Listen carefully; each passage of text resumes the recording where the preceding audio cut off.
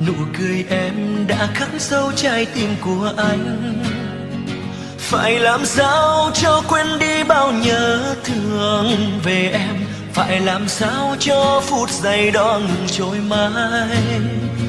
Và một ngày tiếng yêu thương đó chợt trở về, gặp lại em lòng hạnh phúc mang bao nhung nhớ. Và anh biết mãi mãi trong cuộc đời này thì tình yêu anh đã thuộc về người. Tình yêu đó anh chỉ trao cho riêng người thôi. Dù đời thay đổi nhưng trái tim anh nguyện chung tình. Người có biết khi xa em trong lòng nhớ thương đêm từng đêm, cầu mong sao cho chúng ta không rời xa nữa. Dù ngàn năm sau khi trái đất kia có đổi thay, thì lòng anh vẫn sẽ chẳng đổi thay yêu người muôn đời. Mùa đông giá rét sẽ ấm nồng có em kề bên. Tình anh và em mãi không phải mơ qua ngàn sóng gió.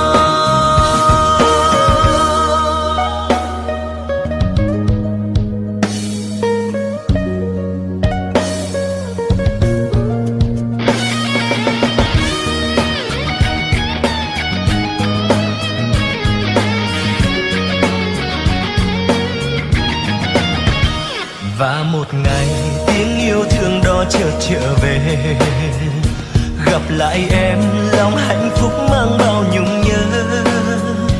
Và anh biết mãi mãi trong cuộc đời này thì tình yêu anh đã thuộc về người. Tình yêu đó anh chỉ trao cho riêng người thôi.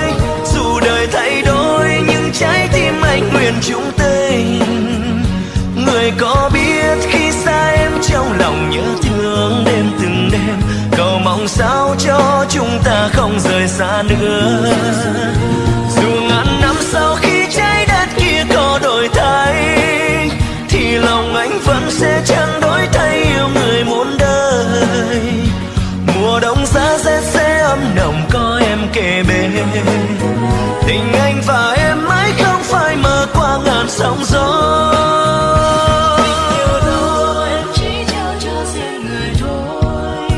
Dù đời thay đổi nhưng trái tim anh nguyện chung tình.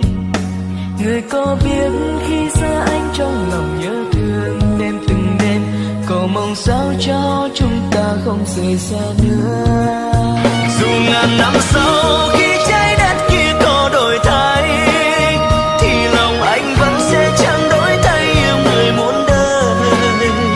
Mùa đông giá rét sẽ ấm nồng có em kề bên.